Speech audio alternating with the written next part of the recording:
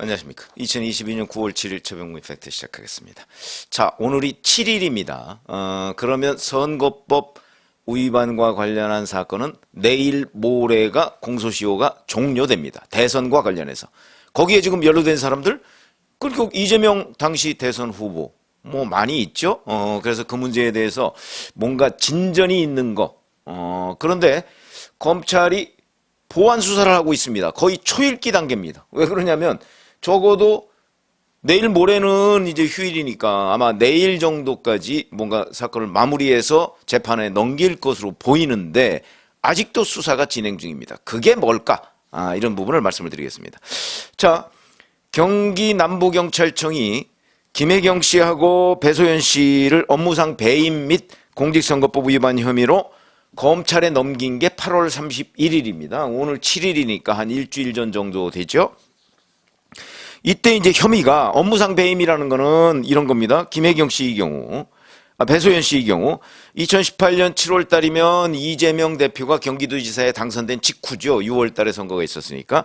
그때부터 작년 9월까지 경기도청 법인카드로 음식값을 이제 치러준 거죠. 배소연 씨가. 근데 그거를 김혜경 씨가 알고서도 묵인했다. 이런 부분이 이제 김혜경 씨한테는 업무상 배임, 뭐 이런 게 되는 겁니다. 그래서 이렇게 유용한 규모가 총 150여 건이라는 뭐 보도도 있고 200여 건이라는 보도도 있고 총 액수는 한 2천만 원이 넘는다. 이렇게 돼 있고요. 이 중에서 이제 김혜경 씨가 직접 지시한 것으로 보이는 거는 대략 한 20여 건에 200만 원 정도인데 이것도 굉장히 제대로 수사를 못한 것으로 보인다.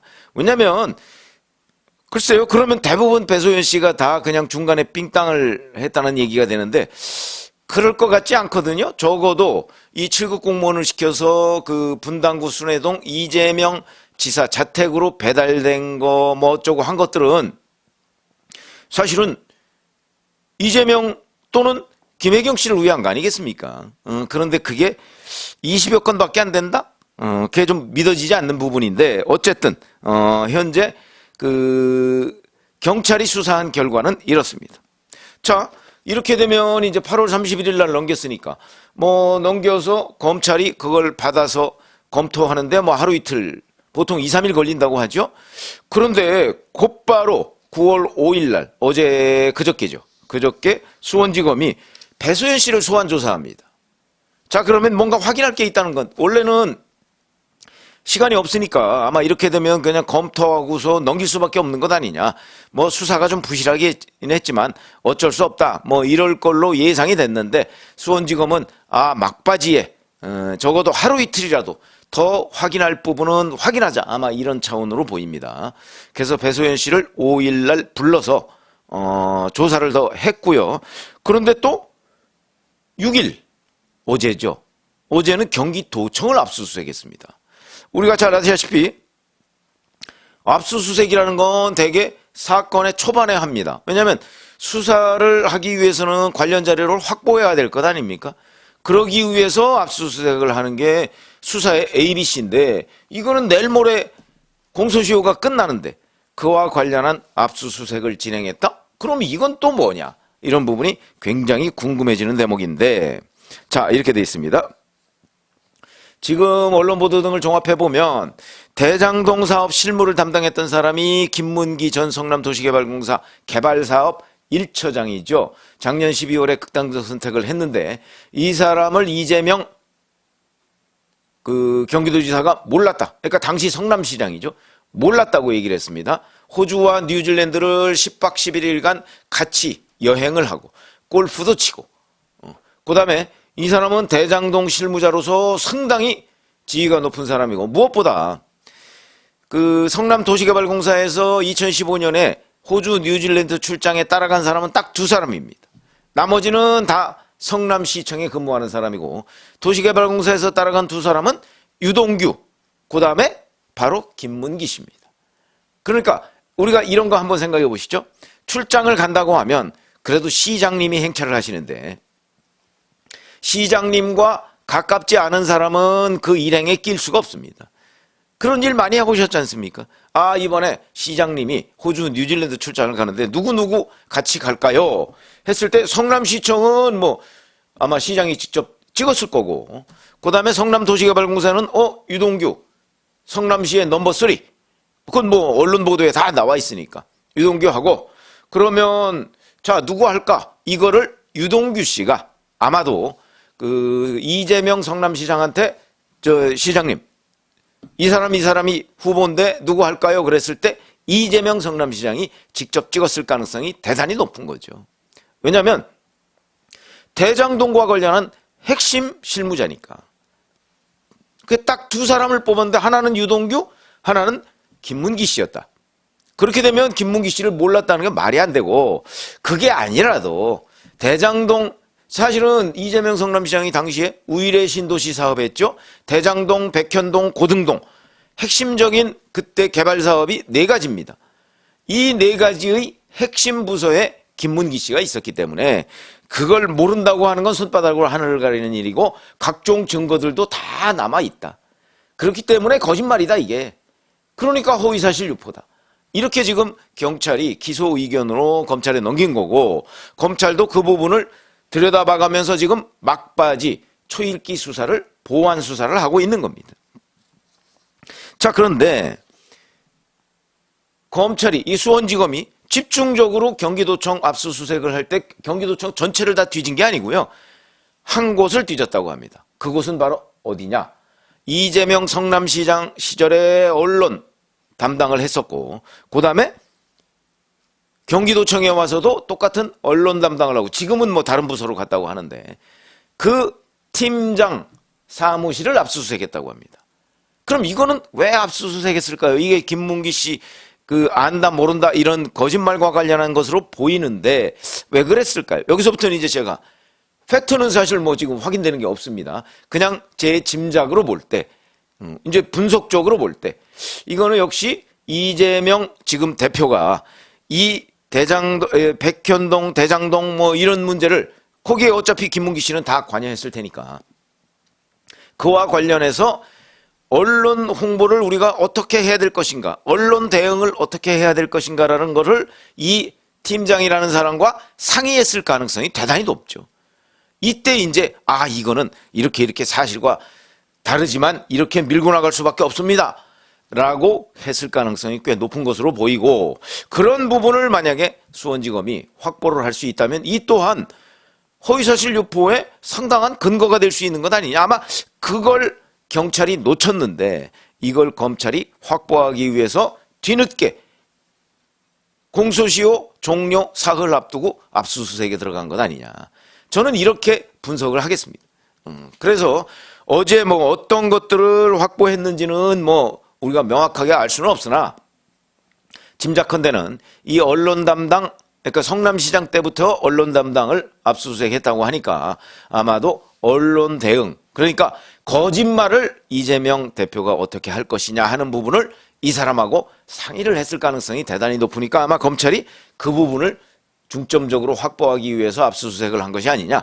뭐 이거는 사실 압수수색만 하면 금방 기소할 때 거기에 적어 넣을 수 있습니다. 아마 그래서 이른바 원포인트 압수수색을 했다, 이렇게 보시는 게 맞고요. 원래는 어제 오전 10시에 출두하라 이재명 대표한테 그렇게 통보를 했는데, 이재명 대표는 이거 불응하고 뭐 서면조사로 해서 언론 냈다는 거 아닙니까? 사실은 서면조사 그 전에 서면조사 요청에 응했으면 사실 어저께처럼 뭐 출두 요청 이런 거 안 받아도 되는데, 이제는 자 서면조사 했으니까 나 출두 안 해도 됩니다, 뭐 그거 다 끝났습니다, 뭐 이렇게 우기고 있습니다. 원래는 그럼 벌써 8월 19일 날 서면조사 요청서를 보냈고요. 그래서 26일까지 답변서를 보내라고 했대. 그거 그냥 뭉갠 거 아닙니까? 뭉개고 심지어는 전화통화도 안 받았다는 거 아닙니까? 그렇게 되고 나니까 검찰이 전화통화도 안 받고 26일까지 보내라고 했더니 아무런 얘기도 없고, 그러니까 그럼 출두해라 이렇게 된 건데, 그걸 뭐 지금 와서 보냈네 안 보냈네 뭐 준비 중이었네. 아니 준비 중이었으면 검찰한테 이렇게 준비 중이니까 26일이 아니고 조금 좀 연장해 주세요. 그러면 검찰이 그거 연장 안 해줬겠습니까? 그러니까 이렇게 자꾸 거짓이 또 다른 거짓을 낳는 이런 식의 해명 때문에 뭐 이재명 대표는 그런 걸로 원래 유명한 사람이죠. 뭐 박근혜 전 대통령 존경한다 얘기했더니 진짜 존경하는 줄 알아? 뭐 이런 식의 개그로 대충 넘어가려고 하는 그 말 습관. 사실은 이런 것들도 굉장히 그 일반 유권자들로서는 지적을 해야 되는 부분입니다. 아니 뭐 세상 그렇게 간단하지 않습니다. 자기가 손바닥으로 하늘을 가린다고 모든 사람들이 다 손바닥을 쳐다보는 거 아닙니다. 많은 유권자들은 그 핵심을 쳐다보고 있다는 사실. 어찌 보면 이재명 대표가 치밀한 듯 싶으면서 그다지 치밀하지 않다 하는 걸 저는 이번 대응 과정에서 많이 느꼈다, 이런 말씀을 제가 한번 드린 적이 있는데, 그런 거 보면 검찰의 수사망에 걸려들 여지가 저는 굉장히 많고요. 뭐 이 허위사실 유포도 사실 그 중에 일환이죠. 그렇게 본다면.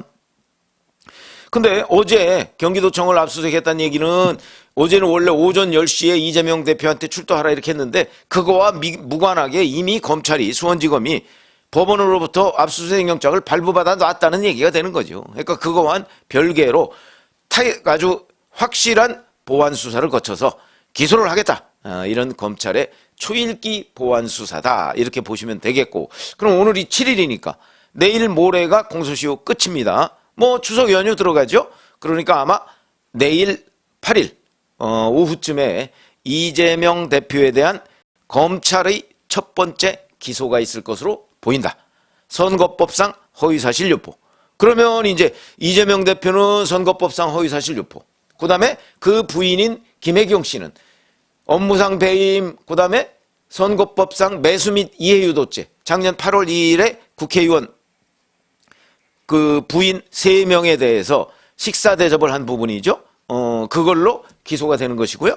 그 다음에 김혜경 씨의 사실상 수행비서, 배소연 씨는 업무상 배임, 그 다음에 선거법 위반의 허위사실 유포, 이렇게 해서 3사람이 함께 기소될 것으로 보입니다. 여기에다가 경기도청 총무과 직원 2명에 대해서도 수사를 계속한다고 하니까 그거는 아마 검찰이 보완 수사를 하면, 그건 선거법은 이제 공소시효가 끝나니까 아마 그 부분은 국고손실죄 관련해서 추가 기소가 될 가능성도 있다. 왜냐하면 국고손실죄는 내일 모레 공소시효가 끝나는 거 아니거든요. 그러니까 추가 기소가 될 가능성도 여전히 빈칸에 남겨져 있다. 이렇게 보시면 되겠고요. 자, 어찌됐든 간에 김문기 씨를 알았냐 몰랐냐 하는 부분에 관해서 검찰이 경찰 수사를 그대로 받아들이지 않고 그걸 막바지 시간이 없음에도 불구하고 초일기로 보완 수사를 통해서 아마 내일쯤 기소를 하지 않을까. 이게 이제 첫 번째 이재명 의혹에 대한 수많은 그 터널로 치자면 그 터널에 입구를 막 들어섰다. 이렇게 보시면 되겠고요. 자, 이제 9월 9일 이후에는 검수완박법이 시행이 됩니다. 그러나 기존에 수사하던 거는 마무리를 지을 수가 있습니다. 설령 부패범죄와 경제범죄가 아니더라도. 그렇기 때문에 그 뒤에 뭐 국고손실죄 등 뭐 이런 거 저런 거를 아마 마무리 지을 텐데, 꼭 뭐 대장동, 백현동, 뭐 성남FC, 변호사비 대란 뭐 이런 것들 전부 다 이제 터널의 입구를 지나서, 이제 내일 모레 이후면은 입구를 지나서 터널의 깊은 속으로 들어가게 될 것이고, 그 경우에도 이재명 대표는 아마 계속해서 뭐 당의 의원들을 끌어들여서 이제 불출석을 시도하고요. 그렇게 되면 검찰에서 아마 그 체포영장 뭐 이런 걸 발부해서 국회의 동의를, 정기국회 기간이니까 국회의 동의를 받을 가능성이 있는데 아마 철벽 방탄을 시도할 것이다. 그거는 뭐 우리가 충분히 예상이 돼 있죠. 그래서 올 하반기, 그러니까 연내에는 아마 밀고 당기고 검찰과 이재명 대표 간에 그런 모습을 많이 보게 될 것이다. 그런데 여하튼 내일 이재명 대표에 대한 검찰의 첫 번째 기소가 있을 것으로 보인다. 이런 걸 말씀을 드렸습니다. 고맙습니다.